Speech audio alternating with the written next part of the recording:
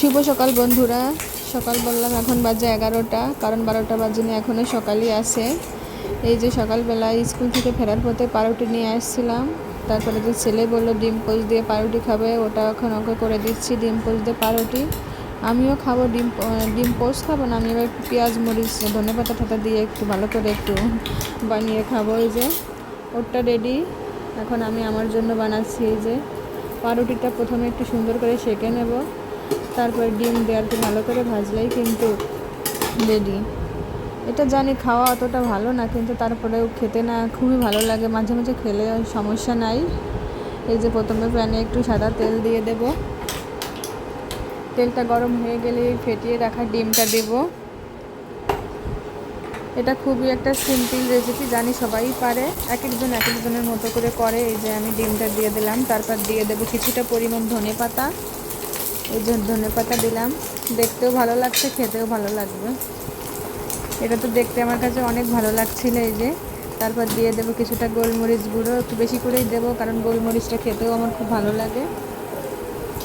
এবার দিয়ে দেবো ওই সেঁকে রাখা পাউরুটিটা, দিয়ে কিছুক্ষণ রান্না করব আর কি, মানে একটু ঢেকে দিয়ে রেখে দেবো, যাতে ওটা আর কি ভালো সেদ্ধ হয় আর কি। পেঁয়াজ ধনেপাতা মরিচটা একটু ভালো করে সেদ্ধ হয়, খেতেও মজা লাগবে আর কি।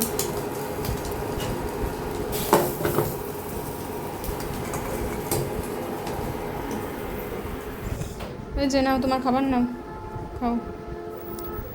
এই যে ছেলেকে খাবার দিয়ে আসলাম, তারপরে যে এক পিঠ হয়ে গেছে, এখন আমি এটাকে উল্টে দেবো ভালো করে, খুবই সাবধানে, যাতে ভেঙে না যায়।